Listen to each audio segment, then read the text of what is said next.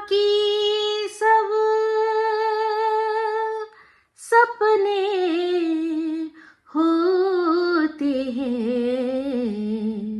अपने तो अपने होते हैं, अपने तो अपने হতে হ্যাঁ। হাই, আমি Ipsita, welcome back to my channel. চলে এসেছি একটা নতুন ভিডিও নিয়ে। তো আজকের ভিডিওর শুরুতে যে গানটা গাইলাম, এই গানটা সমস্ত কিছু বলে দিচ্ছে আমাকে। আর নতুন করে বলতে হবে না যে এই গানটা আমি কি জন্য করছি, কেন করছি। তো আজ এক আপন, মানে বলে না রক্ত কিন্তু ঠিক রক্তকে চিনে নেয়। তো সেই রক্তর টান, একটা এমন টান, সেটাকে অস্বীকার করার ক্ষমতা আমাদের কারো নেই। তো এইরকমই একটা কথা, এইরকম ধরনেরই কিছু কথা আপনাদের মাথায় আসবে যখন আপনারা সন্দীপ মিত্র চ্যানেলের ভিডিওটা দেখবেন। তো আজকে ও my village life Sandip channel থেকে আমাকেও বেশ কিছু কথাবার্তা বলেছে। তো সেটা নিয়ে আমার বলার অবশ্যই রয়েছে কিছু।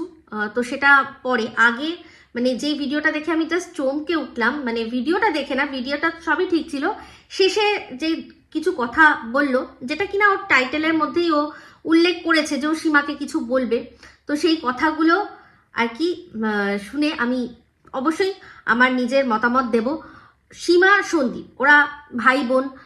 আজকে সন্দীপও যখন কথা বললো তখন বলল যে তুমি তো আমার দিদি। তো সেক্ষেত্রে দিদি আর ভাইয়ের মধ্যে আমি কখনোই ঢুকবো না, কিন্তু যেহেতু বিষয়টা পাবলিক হয়েছে, যদি এটা ওদের মধ্যে ফোনে হতো তাহলে এটা নিয়ে আমি কখনো বলতামই না। কিন্তু যেহেতু এই বিষয়টা সন্দীপ ভিডিওর মধ্যে এনেছে, সেই জন্য আমি as a viewer, as a controversy creator, সেটা সম্পর্কে আমার কি মতামত, ভালো মন্দ যাই হোক, সেই সমস্ত কিছু দেব। কিন্তু তার আগে আজকে একটা দোগলামি একটুখানি আপনাদের সামনে তুলে ধরি। তো অলরেডি আপনারা দেখে নিয়েছেন যে আমি দুটো শর্ট ভিডিও রিমিক্স করে দিয়েছি। এই দালাল দোগলা নাম্বার 1, সার্টিফাইড দোগলা, সেই সার্টিফাইড দোগলার একটা ভিডিও দেখলাম, সেই ভিডিওটার থেকেই অংশ তুলে দিয়েছি। তো সেটা শুরুতেই ও বলল সীমাও দোগলা আর সন্দীপও দোগলা। তো এক দোগলা আরেক দোগলাকে চিড়ে নিয়েছে, দুজনেই দোগলা। তো সবচেয়ে বড় দোগলা তো এই যে কিছুদিন আগে থেকে ও একটা কথা বলতো, সেটা হচ্ছে গিয়ে সন্দীপের কথা, যে এই বেচু যখনই কোথাও যায়, যখনই ওদের কোনো অনুষ্ঠান হয়, তার আগের থেকে ও অ্যাডভার্টাইজমেন্ট করতে থাকে। ধরো আমাদের সোনা বাবার জন্মদিন, তো সেই সোনা বাবার জন্মদিন আসছে, সেটা নিয়ে একটা ব্লগ, তারপর সেটা নিয়ে আমরা কি মেনু ঠিক করলাম সেটা নিয়ে একটা ব্লগ, তারপর কি বাজার করতে গেলাম সেটা একটা ব্লগ, কাদের নেমন্তন্ন করলাম সেটা একটা ব্লগ, সকালে কি খেলাম সেটা একটা ব্লগ, মানে সমস্ত জিনিসটাকে পার্টে ও বেচে।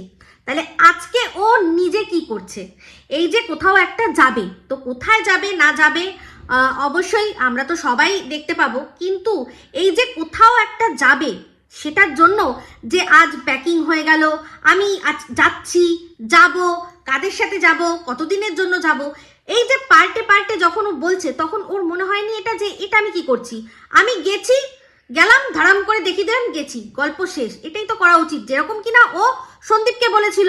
তাহলে সন্দীপের কি করা উচিত ছিল, যে এই যে আজকে সোনা বাবার জন্মদিন, এই যে কেক কাটা হলো, এই খাওয়ানো, গল্প শেষ। একটা ব্লগের মধ্যে পুরো গল্প শেষ। তার আগের পিছের এত তৈয়ারি দেখানোর কি আছে, কি জামা কাপড় কেনা হচ্ছে বাচ্চার জন্য, কি কেক অর্ডার করা হচ্ছে, প্রত্যেকটা আলাদা করে ও ভালো বেচতে পারে, সন্দীপ ভালো বেচতে পারে। তো তাহলে আজকে ও যে কোথাও যাবে, সেটাকে এই যে মানে আজ প্যাকিং হয়ে গেল, আজ যাওয়া ঠিক হয়ে গেল, এই সমস্ত যে ও বেচছে, তাহলে ও কতটা বড় দোগলা, তাই না? এবার আরো বড় দোগলামি, এই যে সীমাকে সবসময় বলে যে সীমা ঝোলা উঠিয়ে ওর বাড়িতে চলে যায়। তো সীমা কারুর বাড়িতে গিয়ে থাকে না, এটা আমি দেখেছি, কারুর বাড়িতেও গিয়ে থাকে না। একমাত্র ওর বান্ধবীর কথা আলাদা, ওর বান্ধবী এই ওয়াইটির দুনিয়াতে নেই, সে একজন আমাদের ভিউয়ার। তো সেই ভিউয়ারের বাড়িতে গিয়ে ও তার সাথে বন্ধুত্ব হয়েছে, সেখানে ও থাকতেই পারে। যদিও একটা মিথ্যে অপবাদ তোলা হয়েছিল যে যেদিন সোনা বাবার জন্মদিন সেদিন নাকি ও ওখানে রাত কাটিয়েছে, কিন্তু তার প্রমাণ দেব করেও আজ অব্দি লুলুরিসা দিতে পারেনি। দেব করে তো সে আর দিতেই পারলো না, কিন্তু তার সত্ত্বেও চতুর্দিকে কি রটিয়ে দিল না, সীমা নাকি সন্দীপদের বাড়িতে রাত কাটিয়েছে। তো এই বড় বড় ব্লগারদের বাড়িতে রাত কাটানো, তার বাড়িতে চলে যাওয়া নিয়ে কত মানে হেয় করতো এই দোগলা দালালটা। কিরকম হেয় করতো সীমাকে, শুধু না, যারা গেছে সবাই মুখ আনতে গেছে, সবাই হচ্ছে গিয়ে পা চাটতে গেছে, তলা চাটতে গেছে বলেছে। তো আজ কিছুদিন আগে দেখলাম যে মন্দিরার ভালো করে পা তলা সমস্ত কিছু ও চেটে দিয়ে আসলো। এমনকি চিন্তা করে দেখুন, ও পরপর মানে এই যাবৎকালে মনে হয় দুবার মন্দিরের বাড়িতে গেল। একদিন ও কিন্তু পরের দিন যেদিন গেল, ও আগের থেকে বললো কি যে আমি রিটার্ন টিকিট কেটে নিয়েছি।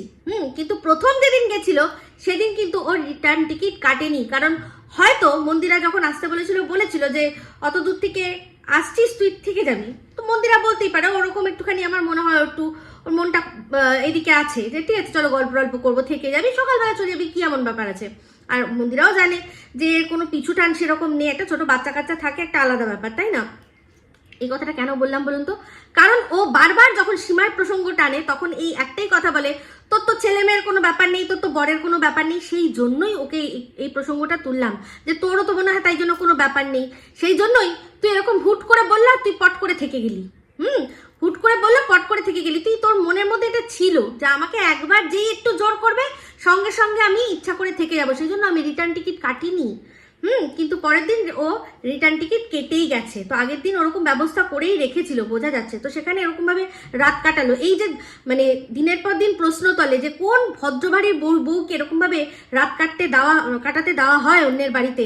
সেখানে ও কি তাহলে কোন ধরনের বউ, যার বর কিনা দেখছে যে একটা সময় যে স্যান্ডির ওফ তেরি ডোলে চলে যে করে তাকে নিয়ে ভিডিও করতো, কতটা হ্যান্ডসাম স্যান্ডিকে নিয়ে। সেই স্যান্ডি বাড়িতে ওর বর কি করে এরকমভাবে হুট করে ওকে রাত কাটাতে দিতে মানে রাজি হলো? সেই জন্য কি না, ট্রেন মিস হয়ে গেছে। ভাবতে পারেন, যার আসার ইচ্ছা হবে সে নানান রকমভাবে আসতেই পারে। ওই ট্রেনটা মিস হয়ে গেছিলো, পরের ট্রেনে যেত, শিয়ালদা থেকে হয়ে তারপর যেত, হয়তো ডাইরেক্ট ট্রেনটা মিস হয়ে গেছিল। কিন্তু রানাঘাট থেকে শিয়ালদার অনেক রাত অব্দি ট্রেন রয়েছে, এইটুকু তো আমার মানে আমি যাই না, মানে বেশি যাই না, কিন্তু এইটুকু তো আমার আছে আইডিয়া। অনেক আছে, সেই কৃষ্ণনগর লোকাল ফোকাল অনেক কোনো গাড়ি আর কি ওদিক থেকে শিয়ালদা আসে। তো শিয়ালদা থেকেও অনেক রাত অব্দি এই বনগা লোকাল পাওয়া যায়। তো এইগুলো এইটুকু তো আমি জানি। ইচ্ছা থাকলে ঠিক উপায় হতো, কিন্তু ঠিকই পৌঁছে যেত, মানে ঠিক যেতে পারতো, কারণ এমন কিছু রাতও হয়নি তখন। তো যাই হোক, যেটা বলছিলাম, তো সেক্ষেত্রে সবাইকে যেটা নিয়ে বলেছে, আজ সে নিজেই কোথায় যাচ্ছে না, ব্যাগপত্র গুছিয়ে আগের থেকে 10 দিন আগের থেকে এই জিনিসগুলো আর কি বেছে আজকে এখন যাচ্ছে কারো একজনের বাড়িতে। তো যাই হোক, মনে হচ্ছে ওই যে দাদা ভাই যে একজন আছে না, দাদা ভাই বৌদি, তাদের বাড়িতেই যাচ্ছে। তো যাই হোক, সন্দীপকে খুব যে বেচু বলে, ওয়াইটির সবচেয়ে বড় বেচু তো এই মন্দিরার দাদা ভাই, দিদি ভাই, বৌদি ভাই, এরাই হচ্ছে সবচেয়ে বড়। ওই সোনা দাদা ভাই, সোনা বৌদি ভাই, ওদের মতো বেচু আমি দুনিয়ায় একটাও দেখিনি। আরে সন্দীপ তো তাও ওদেরই ভাষায় 8 ফেল, ওর তো কিছু করার নেই। ও নয় নিজেকে বেচতে হবে, নিজের বাবা মাকে বেচতে হবে, সবাইকে বেচতে হবে, নিজের লাইফস্টাইল বেচতে হবে। বড় করে বললাম। কিন্তু ইনি একজন গভর্নমেন্ট সার্ভিস করেও যেভাবে নিজের বাচ্চার অসুস্থতা, যেভাবে মানে সমস্ত পারিবারিক অশান্তি থেকে শুরু করে সমস্ত কিছু যেভাবে নিখুঁতভাবে বেচে না, সত্যি কমেন্ডেবল। কিন্তু এর জন্য একবারও বলবে না যে উফ আমার দাদা ভাই দেখেছে, সোনা দাদা ভাই কি সুন্দর বেচে, ছেলেকে মনে হয় একটা আংটি দিয়েছে, সেটাও বেচে দিল, যে এই তো ছেলেকে আমি আংটি দিয়েছি। ভীষণ চালাক মানুষ, ভীষণ চালাক মানুষ। আমি কিন্তু সুখ্যাত করছি, খারাপ কিন্তু কিচ্ছু বলছি না। তার লাইফস্টাইল সে বেচবে, তার ব্যাপার। কিন্তু ভাই যেটা দেখবো সেটা তো বলবো। ও যখন অন্যকে নিয়ে বলছে, মানে এই দালাল দোগলা যখন অন্যকে বেচু বলছে, তাহলে যার বাড়িতে এখনো আর কি পেছন উঁচিয়ে ব্যাগ ঝোলা পুরো ভরে নিয়ে যাচ্ছে বেশ অনেকদিন থাকার জন্য, তার ক্ষেত্রে বলবে না এটা যে সে তো তার বউকে সবসময় দেখি মুখটা বেচার, মানে প্রত্যেকটা তার থাম্বনেলের মধ্যে মুখটা ঠিক এরকম করে, আর তারপর ভিডিও পুঙ্খ সেগুলো মানে কিরকম ভাবে বেচে। বিশেষ করে ছেলের অসুস্থতাটাকে যেভাবে বেচলো, মানে কোনো কথা নেই, মানে হেভি। মানে আমি বলছি যে এরকম পারা যায় না। মানে বিশেষ করে বাচ্চাদের শরীর খারাপ, সেটাতে এত বাবা মা মানে বিচলিত থাকে, তখন সেটাকে সুন্দর করে দেখাবো, সুন্দর করে সেভাবে প্রেজেন্ট করবো দর্শকদের কাছে, ভাই এটা সবার দ্বারা সম্ভব না। দারুণ। তো যাই হোক, মনে হচ্ছে তাদের বাড়িতেই যাবে। আমি মানে অ্যাকচুয়ালি এই যাওয়া নিয়ে একটাও কোনো ব্লগ ভিডিও দেখিনি, কিন্তু প্রত্যেকটা ভিডিওর থাম্বনেলেই দেখছি এই যাব, এই করব, এই চলে গেলাম, এই ব্যাগপত্র গুছালাম। তাই জন্যই বলছি, এই জিনিসটা নিয়ে বলতো না একসময়।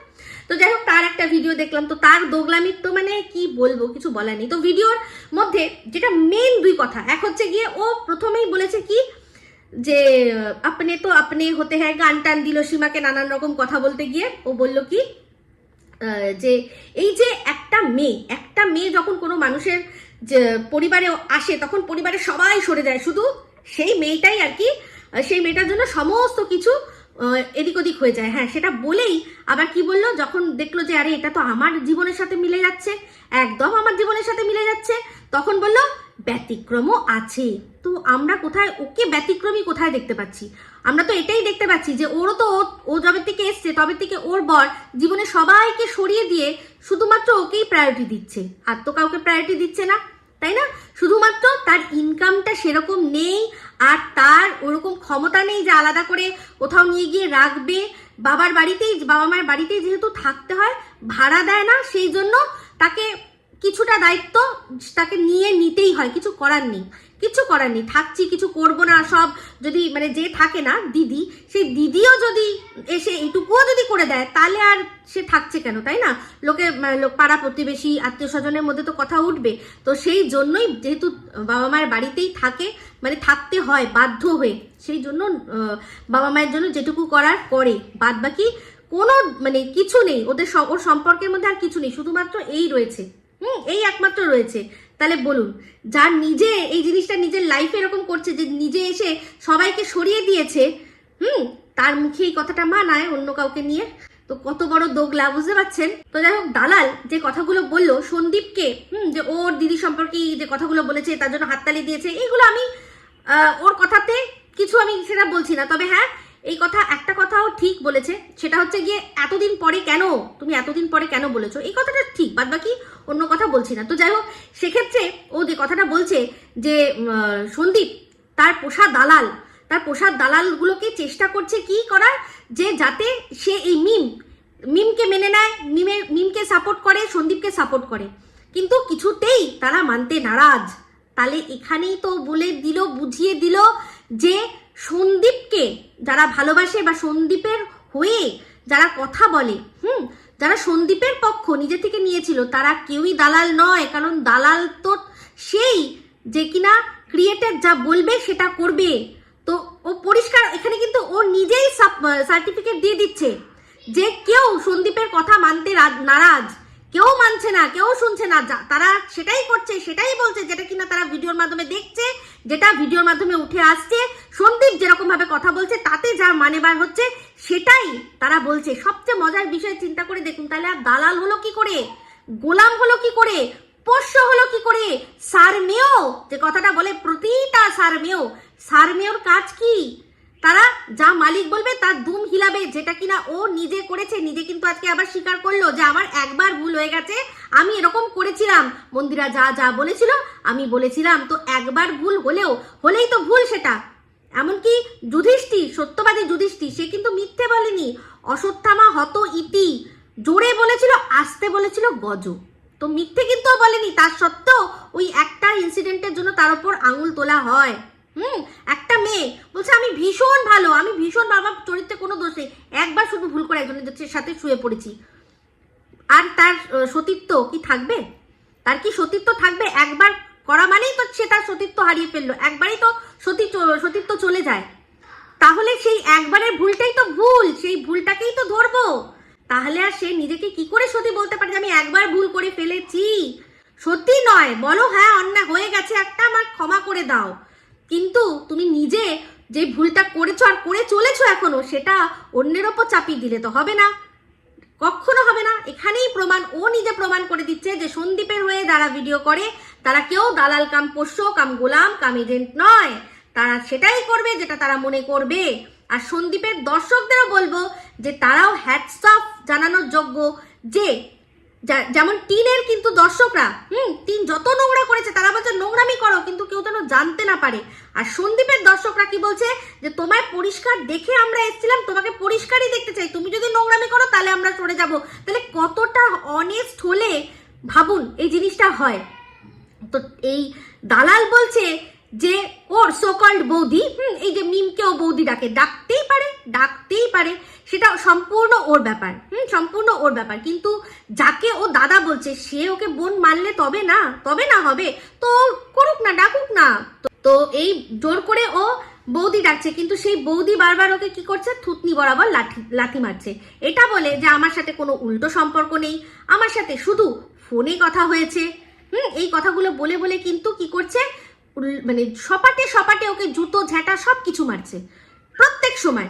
তো যাই হোক, যেটা হচ্ছে গিয়ে একটা কথা, সেটা সন্দীপ বলল যে অনেক ভিউয়ার্সরা বলছে যে তোমার নাম নিয়ে কথা বলছে, তুমি স্টেপ নাও। সেখানে সন্দীপ বলছে আমি স্টেপ নেব কি করি, কি মানে কি জন্য স্টেপ নেব? যদি ও, আর এটা সত্যি, সেটাতে আমি সন্দীপকে সমর্থন করি, সব সময় সব কথায় স্টেপ নেওয়া যায় না। দুদিন পর এসে মানে যখন ও থানায় যাবে তখন বলবে আপনাদের সাথেই এত প্রবলেম হয় কেন, আপনারা এক কাজ করুন ভিডিও করা বন্ধ করে দিন। তখন কি হবে? মানে একজন এইটা কমেন্ট করেছে চললাম দৌড়ে আমি স্টেপ নিতে, এটা হয় না। কিন্তু যেটা নেওয়ার বিষয় নিশ্চয়ই সেটাতে নেওয়া যায়। আজকে এই মিম কি বলছে, আপনারা উল্টো সম্পর্ক ভাববেন না, আমার সাথে কথা হয়, এইটা বলেছে। ঠিক আছে, সন্দীপ কি বলেছে, আমি শুধুমাত্র কথা বলেছি। তো ও তো ওর সম্পর্কে এটা বলেনি যে এই সন্দীপ আমার সাথে মানে বিয়ের আমার প্রতিশ্রুতি দিয়েছে, এই করেছে সেই করেছে। এইগুলো যদি বলতো তাহলে সন্দীপের উচিত ছিল স্টেপ নেওয়া, যেটা কিনা আজকে এই দালাল বলছে যে ও সন্দীপ গাড়ির মধ্যে কি করেছে। এই দালাল বলে যে ও ভিডিও টু ভিডিও করবে। তো আমি জানতে চাই সন্দীপের কাছে যে সন্দীপ তোমার কোন ভিডিওর মধ্যে দেখা গেছে যে তুমি গাড়ির মধ্যে কাউকে কিস করেছো, তুমি তার প্রাইভেট পার্টে হাত দিয়েছো, যা করেছো স্বীকারোক্তি তোমরা দুজনের মানে ইচ্ছায় স্বইচ্ছায় করেছো, এগুলো যে দেখা গেছে কোন ভিডিওর মধ্যে? কারণ ও তো বলেছে ও ভিডিওর বাইরে গিয়ে কোনো কথা বলে না, আর কোনোদিনও বলেনি, আর বলবেও না। তাহলে এইটা বিষয় কিন্তু, এই জিনিসটার বিষয় কিন্তু এইবার যদি তুমি স্টেপ না নাও তাহলে কিন্তু সেটা অন্যায় হবে। কারণ তুমি এই মানুষটিকে অলরেডি একটা 1 কোটি টাকার মানহানির কেস দিয়ে রেখেছো, যেটা কিনা ও উল্লেখ করলো যে আমার বিরুদ্ধে 1 কোটি টাকার মানহানির কেস। তো সেটা কে করেছে? আশা করি আমাদের সেটা বোঝাতে কোনো অসুবিধা হবে না যে এটা কে করেছে। তো এটাই তো সবচেয়ে বড় প্রমাণ, আর নামে তুমি মানহানির কেস করেছো, মানে যে ওর নামে মানহানির কেস করেছে 1 কোটি টাকার, তুমি করেছো।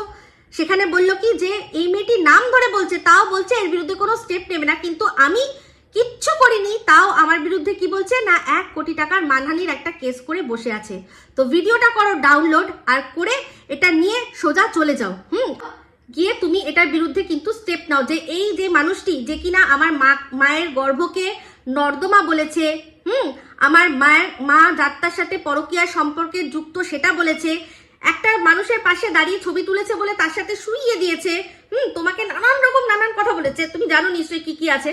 তো সে এখন বলছে যেখানে তোমার 498 মামলা চলছে, যেখানে তোমার এখন চাইল্ড কাস্টাডি চলবে, সেপারেশন মামলা চলবে, এই সমস্ত কিছু ডিভোর্স কেস চলবে, সেখানে সে অন ক্যামেরা এসে বলছে কি যে তুমি একজনের সাথে কি করেছো, গাড়ির মধ্যে তুমি কিস করেছো, তার প্রাইভেট পার্টে হাত দিয়েছো, যা করেছো দুজনে মিলে করেছো।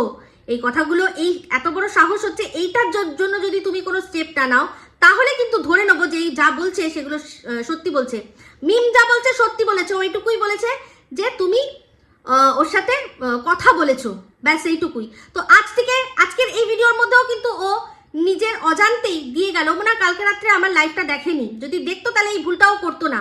আজ থেকে 7-8 মাস আগে কার পক্ষে জানা সম্ভব ছিল যে সন্দীপের লাইফে কোনো যোগা টিচার আছে? বলুন, হয় সন্দীপ জানবে, নয় সেই যোগা টিচার জানবে।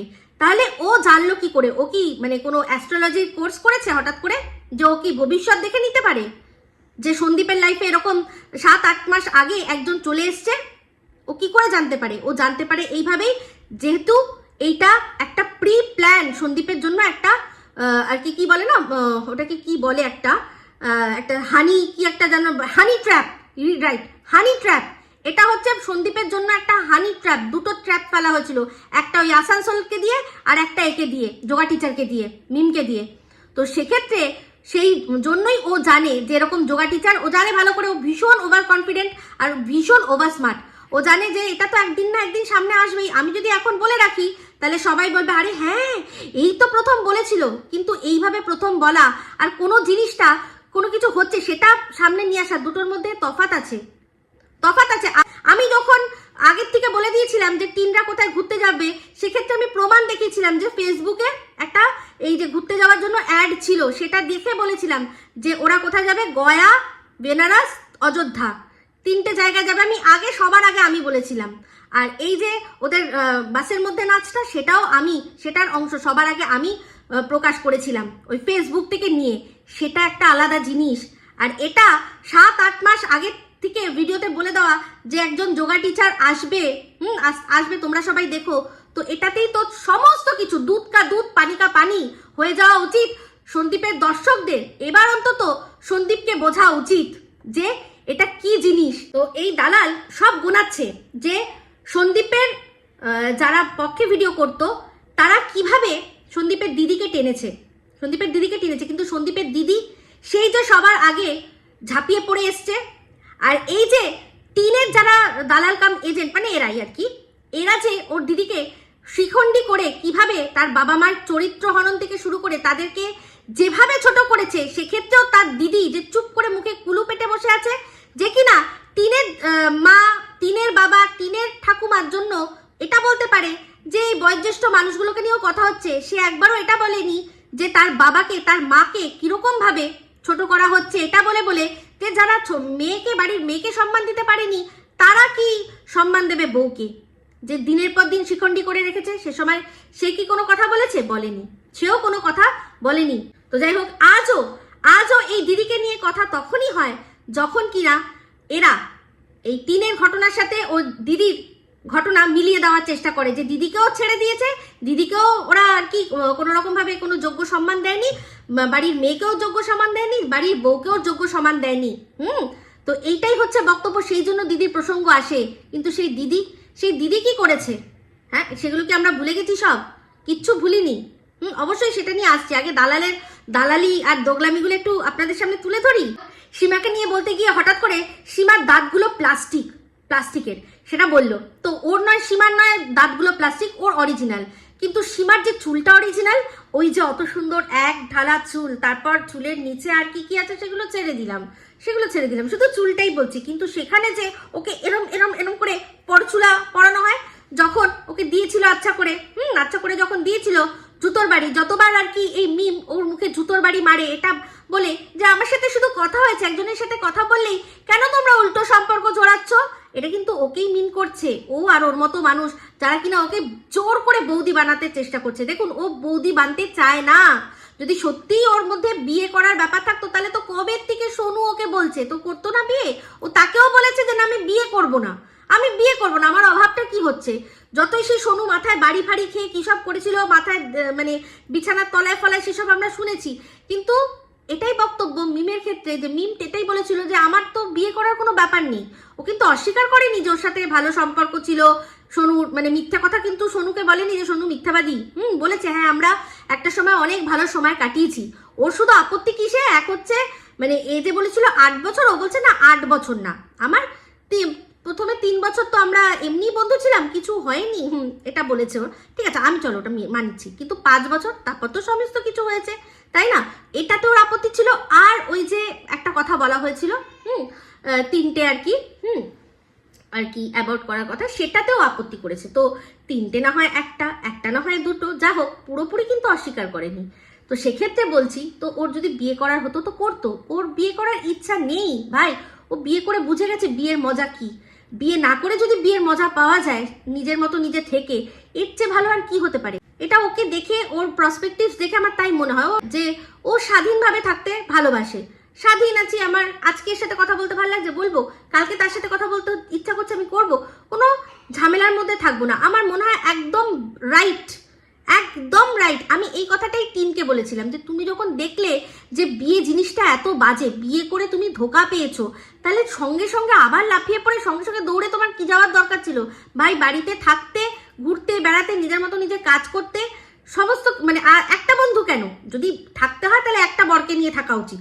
যদি একটা বরকে নিয়ে থাকতে না পারি তাহলে আর কি আছে? তাহলে তো এই বন্ধু সেই বন্ধু সই বন্ধু, যাতে আমার মাথার ওপর আর ছড়ি ঘোরানোর মতো কেউ না থাকে, যাতে এটা না থাকে যে বাড়ির বউরা এটা করে না, বাড়ির বউরা সেটা করে না, করবো না। হয় বাড়ির বউ হয়েই থাকবো, আর যদি না হয় তাহলে এমনভাবেই থাকবো যে কেউ আঙুল তুলতে পারবে না। আমি কোনো বাড়ির বউ না, আমি একটা বাড়ির মেয়ে। আমার আজকে এই বন্ধু থাকবে, কাল আমার সেই বন্ধু থাকবে, ঠিক আছে? এরকম করা উচিত ছিল। তো সেই জন্য সপাটে জুতো মারে, বুঝতে পারে না। দালাল বলে নাকি সীমা বুঝতে পারছে না, কিন্তু ওকে যে কিভাবে জুতাচ্ছে সেটা বোঝে না।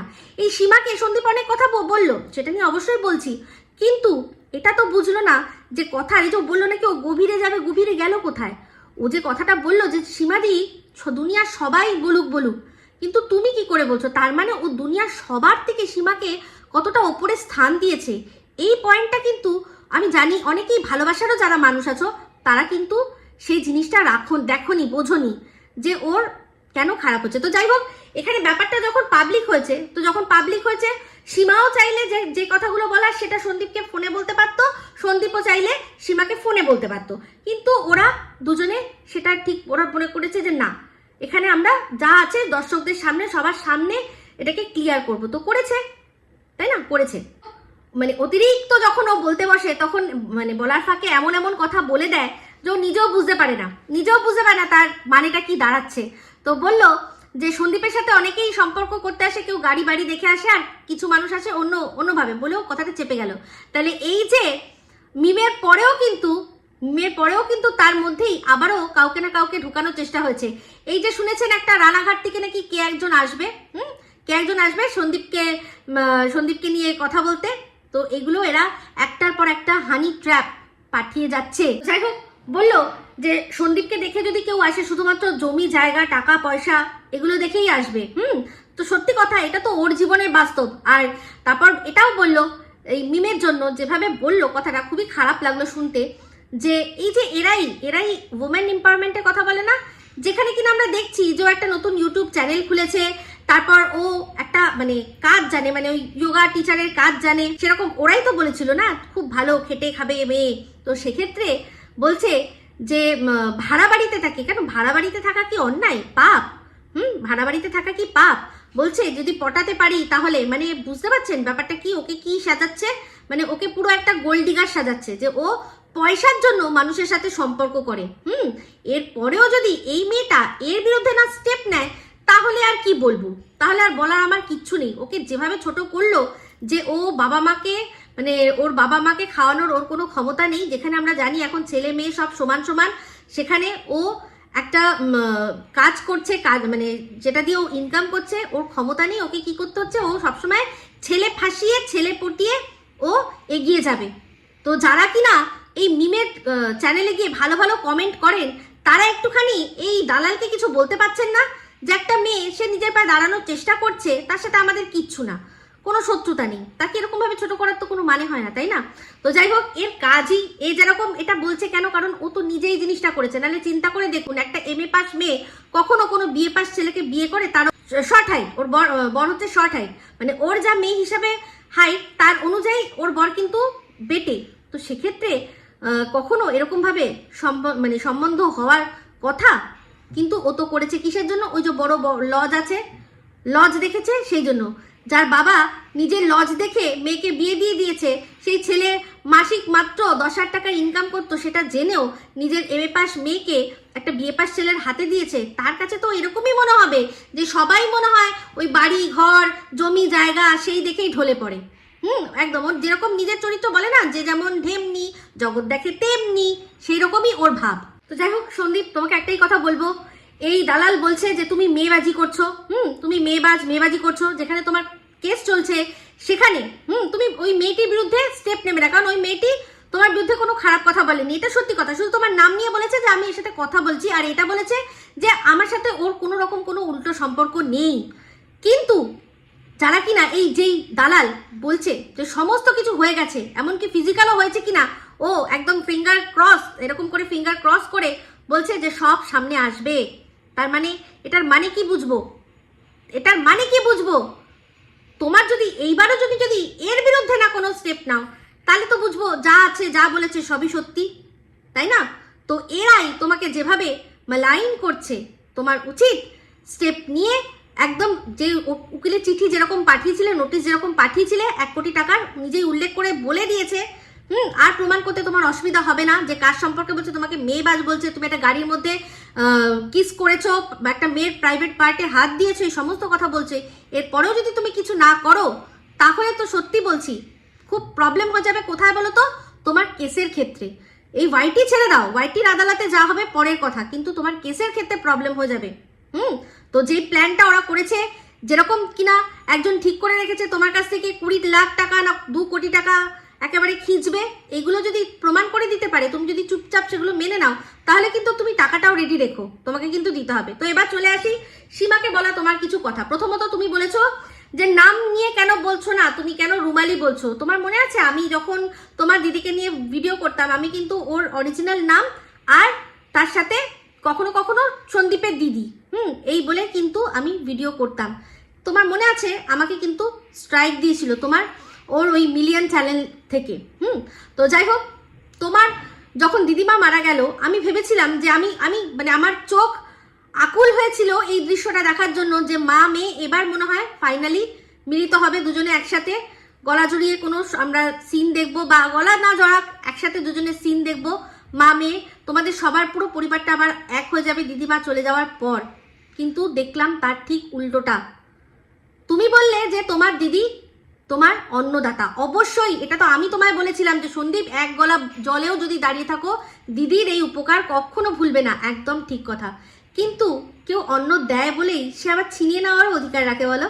কারণ যখন সোনা বাবা হয়েছিল তারপরেই সে মানে হওয়ার আগে অবধি সে তোমাকে অন্ন দিয়েছিল। এখনো তুমি যা ইনকাম করছো স্টিল, যতদিন তুমি এখানে মানে থাকবে ইউটিউবে, যতদিন তুমি থাকবে ততদিন তুমি তোমার দিদির দেওয়া পরিচিতি থেকেই ইনকাম করবে, আমি জানি। কিন্তু সে আবার ছিনিয়েও তো নিয়েছিল, নেয়নি ছিনিয়ে বলো?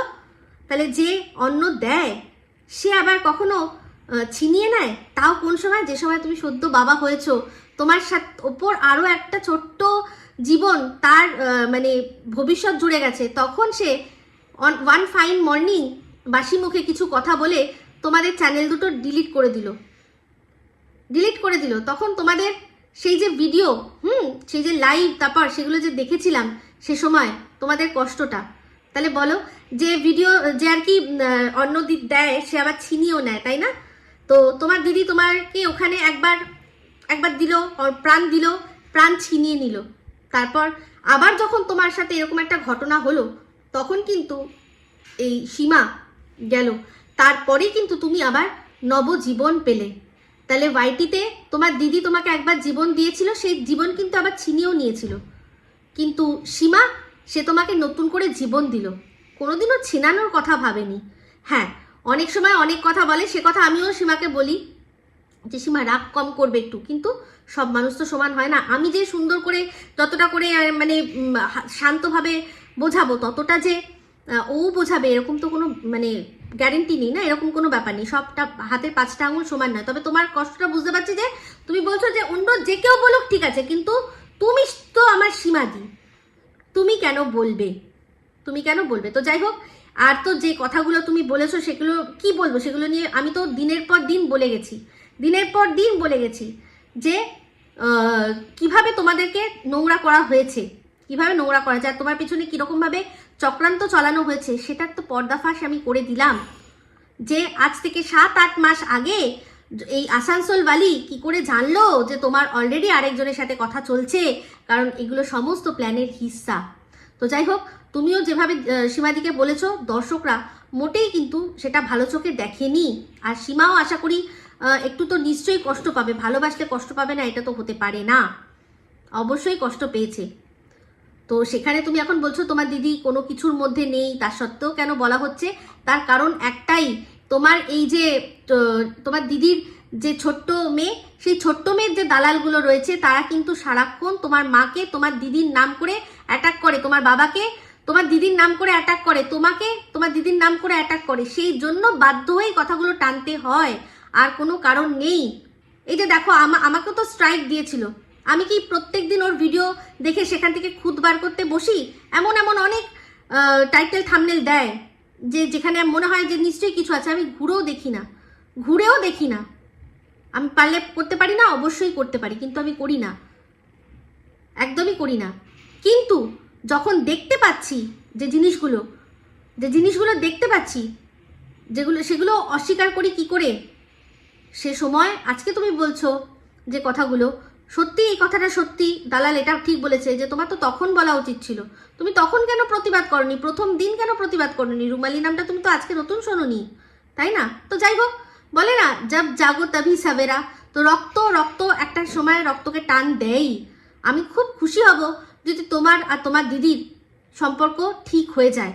তুমি তোমার তরফ থেকে ছোট ভাই হিসাবে যা করার করেছো, কিন্তু তোমার দিদি কোনোদিনই বড়প্পন বলে যে জিনিসটা আছে, বড়দের মধ্যে যেটা থাকা উচিত বড়প্পন, সেই বড়প্পনটা তোমার দিদি কোনো দিনও দেখায়নি। এটা একদম সত্যি কথা, একেবারে সত্যি কথা।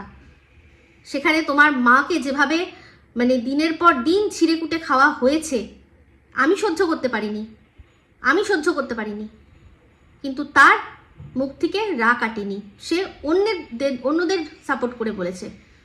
ঠিক আছে, যাই হোক, তোমার আর তোমার সীমাদির মাঝখানে আমি কখনো কোনোদিনও ঢুকবো না। তোমরা নিজেরাই ঠিক বুঝে নেবে। ওই যে আমে দুধে মিলে যাবে, আমি ভাই আটি হয়ে যাব, একদম না, একদম না। আমি দিদি, আমি দূরের দিদি, বাট তোমার সীমাদি তোমার একদম কাছের দিদি। তো ভালোবাসা পাওয়াটা কঠিন, আরও বেশি কঠিন হচ্ছে ধরে রাখাটা। তো সেটা অবশ্যই তোমরা ধরে রাখবে। সামান্য এইসব ছোটোখাটো কিচ্ছু করতে পারবে না তোমাদের, আমি জানি। ঠিক আছে, তো চলো, পুষ্পারাজ আসছি পরে, দাঁড়াও। তোমার পুষ্পারাজের অ্যাক্টিং হেভি হয়েছে। চলো, ঠিক আছে। তো যাই হোক বন্ধুরা, এই ভিডিওটা এখানেই এন্ড করছি। যদি ভালো লাগে তাহলে অবশ্যই লাইক শেয়ার কমেন্ট করতে ভুলবেন না। যারা চ্যানেলটা সাবস্ক্রাইব করেননি তারা সাবস্ক্রাইব করে নেবেন। সবাই ভালো থাকবেন, সুস্থ থাকবেন। আবার আসছি খুব শীঘ্র একটা নতুন ভিডিও নিয়ে। টাটা।